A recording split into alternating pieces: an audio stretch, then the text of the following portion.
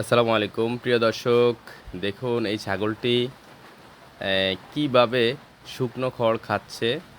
একটা গরুর শেটে সে অনেক দিন যাবৎ বসবাস করছে। তো সে এখানেই থাকে, এখানেই গরুর সাথে শুকনো খড় খায় এবং দানাদার খাবার খায়। তো আসলে ছাগল হয়তোবা সে এইভাবে মানিয়ে নিয়েছে, কিন্তু এটা তার জন্য পারফেক্ট না। দেখুন ও হাঁটু গেড়ে কীভাবে শুকনো খড় গ্রহণ করছে।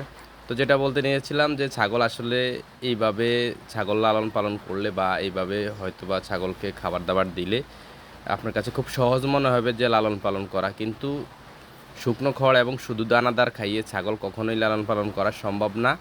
কারণ ছাগলের যে ভিটামিন মিনারেলের সর্বোচ্চ সোর্স বা উৎস, ওটা হচ্ছে পাতালতা এবং কাঁচা ঘাস।